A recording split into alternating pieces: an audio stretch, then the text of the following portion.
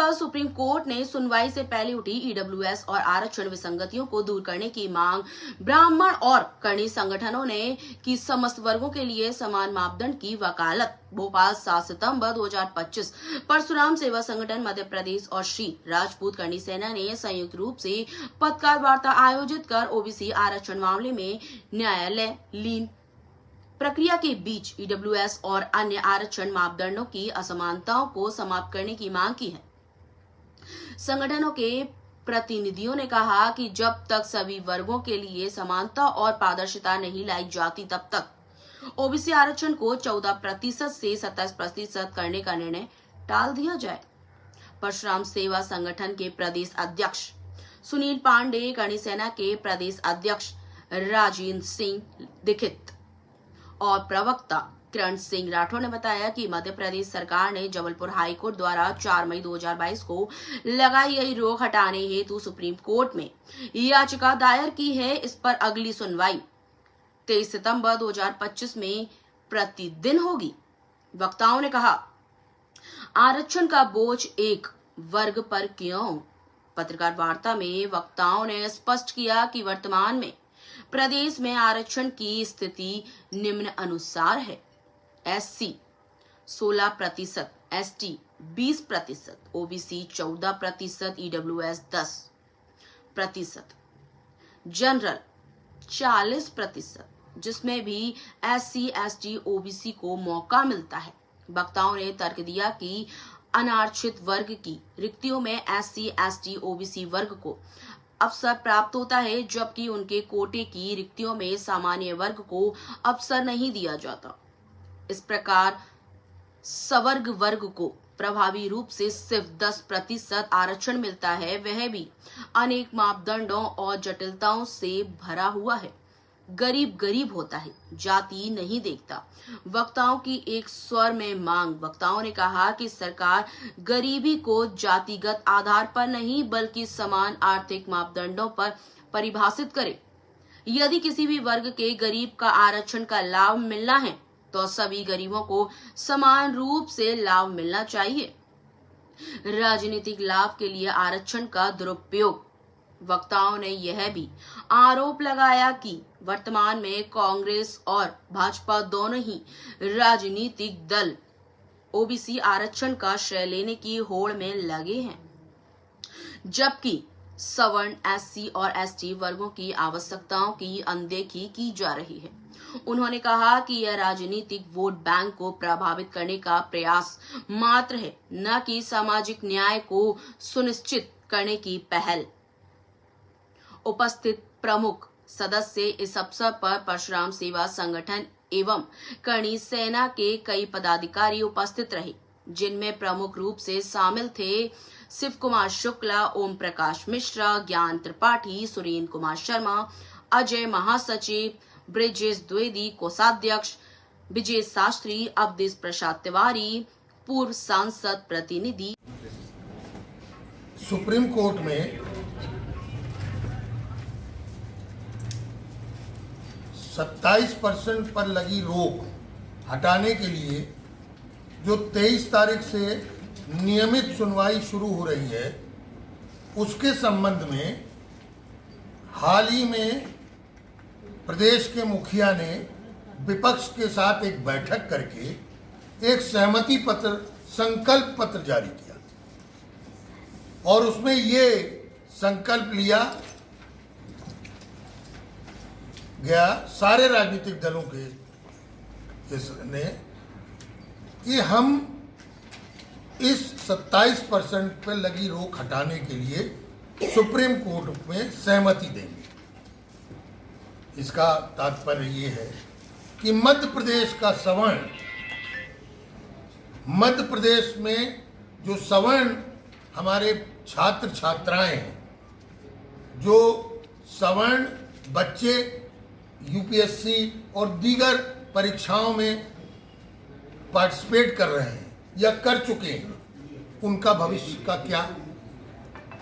इसके लिए भी एक सर्वदलीय बैठक माननीय मुख्यमंत्री जी को बुलानी चाहिए और उस बात को, हमारी इस मांग को स्पष्ट करना चाहिए। हमारे साथ हमारे करणी सेना के प्रदेश अध्यक्ष सम्मानीय सहेंद्र सिंह दीक्षित जी भी हैं और प्रदेश प्रवक्ता बहन किरण सिंह जी राठौड़ भी हैं। और भी सामाजिक संगठनों से निरंतर चर्चा चल रही है और इस मांग को हम विनम्रता के साथ माननीय मुख्यमंत्री जी के समक्ष रखना चाहते हैं। यदि एक सर्वदलीय बैठक ओबीसी आरक्षण के लिए की रोक हटाने के लिए बुलाई जा सकती है तो प्रदेश के सवर्ण छात्र छात्राओं उनके परिवारों के लिए भी कम से कम उनके भविष्य के लिए किसी योजना के लिए एक सर्वदलीय बैठक बुलाने का मेहरबानी करें, कृपा करें और ये स्पष्ट करें कि इन सवर्णों का के बच्चों का भविष्य क्या होने वाला है। मुझे व्यक्तिगत रूप से ये लगता है कि सरकार को और विपक्ष को दोनों को किसी भी तरीके से इस आरक्षण से कोई लेना देना नहीं है। ये सिर्फ राजनीतिक वोट के लिए बुलाई जा रही कार्यक्रम है। श्री उमंग सिंघार के परिवार को आरक्षण मिले, कहां तक जायज है। श्री माननीय मुख्यमंत्री जी के जिस समाज से आते हैं उनके परिवार को आरक्षण मिले, ये कहां तक जायज है। आईएएस आईपीएस जो उच्च पदों पर बैठे हुए हैं उनके परिवार के बच्चों को आरक्षण मिले, ये कहां तक जायज है।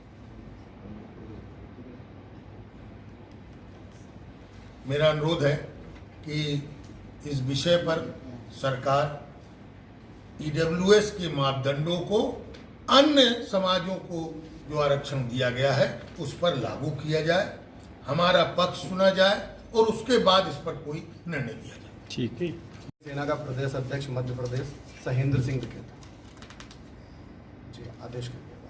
सर, आज प्रेस कॉन्फ्रेंस बुलाई है, क्या कुछ विषय है जिसको लेकर आज आपने प्रेस कॉन्फ्रेंस की? देखिए, आप लोग देख रहे हैं कि बाबा साहब अंबेडकर जी ने एक समानता लाने के लिए 10 साल के लिए आरक्षण लागू किया था और ये कहा था कि ये जो आरक्षण मैं दे रहा हूं ये देश को सामान्य स्थिति में लाने के लिए दे रहा हूं। उन्होंने ये नहीं कहा था कि इसको आप वोट बैंक की राजनीति बना लो। आज पक्ष हो या विपक्ष हो, आप दोनों को देखिए, वो सिर्फ और सिर्फ राजनीति के चक्कर में इस आरक्षण को बढ़ाते ही जा रहे। कब तक भाई, कब तक ऐसे ही इस मध्य प्रदेश के श्रवण समाज को आप लोग नीचे ले जाने में, गर्द में ले जाने की कोशिश करोगे? कब तक दबाओगे? आज आप देखिए ये 27% का जो मामला चल रहा है, आप समझिए इस चीज को कि क्या श्रवण वर्ग के बच्चों को अधिकार नहीं है? एक 96% लाने वाले व्यक्ति को कहते हो कि 97 का कटआउट है और एक 37% वाले को उठा के दे देते हो नौकरी के लिए, भैया तेरी नौकरी लग गई।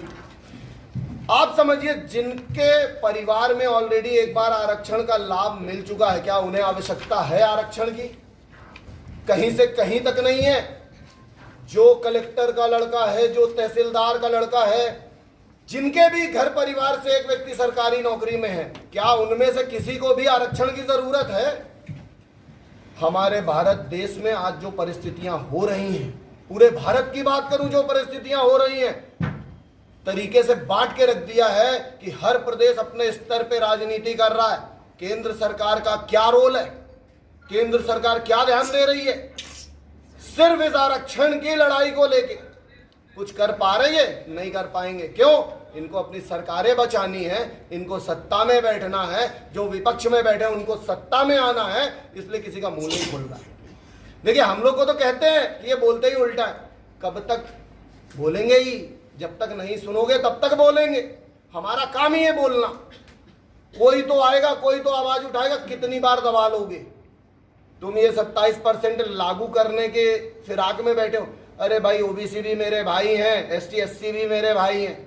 जो आर्थिक आधार पे कमजोर है, जिनको तकलीफ है, उनको सामने लाओ, उनको दो ना। कलेक्टर के लड़के को क्या आरक्षण की जरूरत है? माननीय मुख्यमंत्री जी के लड़के को क्या आरक्षण की जरूरत है? नहीं है। उमन सिंघार जी, दादा भाई ने भी कहा, उमन सिंघार के बच्चे को क्या जरूरत है आरक्षण की? विपक्ष में बैठे हैं, बड़े नेता हैं, हर तरीके से सक्षम है। समानता लानी है, बाबा साहब के विचारों पे चलना है, तो वापस आओ, वापस वो 10 साल का जो उनने कहा था उसको करो और सामान्य लाके आर्थिक आधार पे आरक्षण को छोड़ दो। अगर देश को बचाना है, देश के भविष्य को बचाना है। मोदी जी ने एक बात कही कि मेरे देश के बच्चे बाहर क्यों जा रहे हैं जिनके 96% आ रहे हैं। भैया आपने 97 का कटआउट रखा है, तो 96 लाएंगे तो बाहर तो जाएंगे ना। बाहर वाले उनको पूछ रहे हैं, बाहर वो अच्छी नौकरी कर रहे हैं। आज आप अगर पता करेंगे तो विदेश में बहुत सारे ऐसे हमारे भारतीय नागरिक हैं जो वहां भी मंत्री बन के बैठे हैं। सक्षम होंगे, क्वालिटी होगी, पढ़े लिखे हैं तो उस पद पे हैं, उस ओहदे पे हैं, तो वो कुछ कर पा रहे हैं ना। आप यहीं पर उन्हें रोको, यहीं पर उन्हें अच्छी नौकरी दो, अच्छी सैलरी दो, अच्छी सोच विचार रखो और ये आरक्षण को खत्म कर दो। देखो भारत देश कैसे विकास करता है। जय श्री राम। करने के लिए अभी हम जो कर रहे हैं आगे भी करेंगे कि पहले आपने जो 10% का सवर्ण को झुंझुना पकड़ाया और उसमें 100 विसंगतियां डाल दी हैं, तो पहले उनकी बिंदुओं पर आप काम करें। उसके बाद आपको आगे का जो आपने अगर आरक्षण के लिए तैयारी कर रखी और ऐसा कुछ किया तो फिर उसके आगे हम ऐसी ही कोई अगली कार्रवाई में करेंगे। इसको बिल्कुल स्वीकार नहीं करने दिया जाएगा। क्यों? क्योंकि ना तो आप उनका भला चाहते हैं, ना ही हमारा भला चाहते हैं। आपने जिस तरह से 27% की बात करके सारी बैठक बुला ली, सब कुछ कर लिया, ये कुछ नहीं है। देश में सिर्फ वोट बैंक की राजनीति के लिए सारी पार्टियां उनको अपनी तरफ खींचने के लिए, क्योंकि हमको पता है पिछड़ा वर्ग की वोट बैंक ज्यादा है और सवर्ण की कम है। किस तरह उनको लालच में लिया जाए, किस तरह उनको लालच दिया जाए, और कुछ नहीं करके सिर्फ अपना भला करना चाहते हैं। कहाँ हमारे प्रधानमंत्री जी कहते हैं 1 नेशन और 1 इलेक्शन, 1 नेशन 1 इलेक्शन की बात करते हैं, जहाँ एक जात और एक देश की बात कर रहे होते हैं, वहाँ ऐसा कुछ भी नहीं आ रहा इस आरक्षण के चलते। कहीं ना कहीं जाकर आज आपने हम लोगों को खुद ही बांटने की तैयारी कर दी है।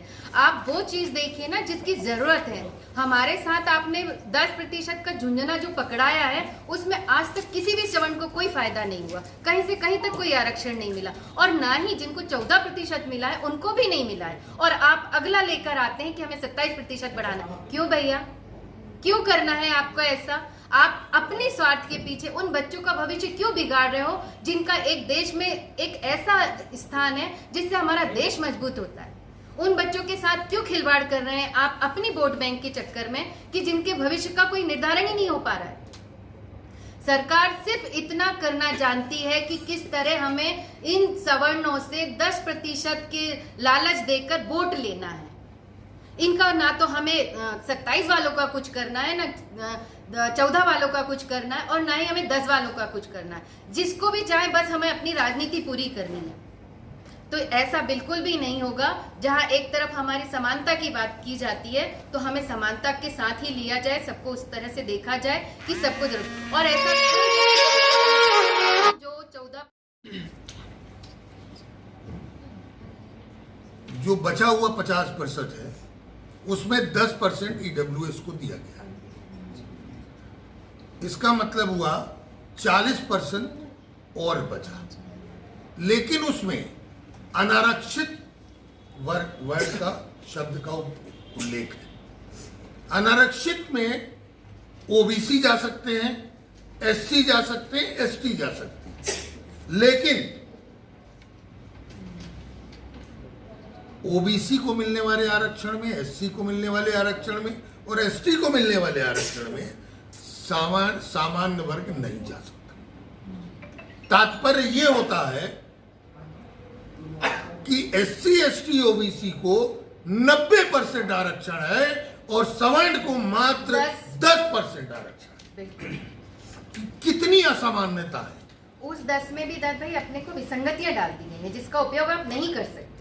आपको 10 देकर सिर्फ दिखाया गया है कि आपको 10% दिया जाता है। हमारे पास एक बच्चों का, मेरे साथ कुछ बच्चे हैं जो कायस्थ समाज से हैं और ब्राह्मण समाज से हैं, और जो यूपीएससी एग्ज़ाम भी फेस कर चुके हैं, उनके रिजल्ट्स रुके हुए हैं, और उनका एक मंतव्य है कि या तो इस असमानताओं को समाप्त किया जाए और या फिर हम किसी दूसरे देश का निर्माण करते हैं।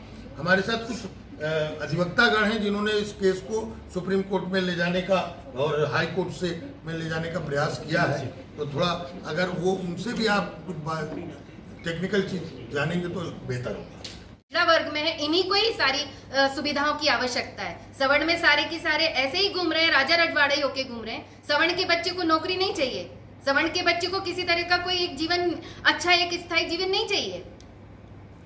सिर्फ और सिर्फ यहाँ तक की बात है कि ना हम इस चीज को पहले स्वीकार करते थे और ना आज स्वीकार करेंगे। जो भी आपको आरक्षण हमें पिछड़ा वर्ग से कोई भी किसी तरह की कोई हमारी बात उनसे नहीं है, ना हमारी उनके प्रति कोई ऐसी भावना है कि वो ना बढ़े, लेकिन जिस व्यक्ति को, जिस बच्चे को जरूरत है उसको आरक्षण दिया जाए। यहाँ सवर्ण और पिछड़ा वर्ग करके क्यों ही बांटा जा रहा है? सबको समानता के साथ में दिया जाए ना। आज तो वैसे भी कोई ऐसा बच्चा नहीं जो अपने पुश्तैनी सारे जायदाद और संपत्ति का मालिक बन के बैठा। हर बच्चा अपने क्षेत्र में एक मेहनत करने निकला है। उनको उस हिसाब से जहां जरूरत है वहां तक उनकी बातें पहुंचाई जाए, उनको आरक्षण के लिए वहां तक सुविधाएं दी जाए जहां तक सब एक व्यवस्थित परिवार हो सके, चल सके। बराबर के अधिकार से ही हम आगे चल पाएंगे।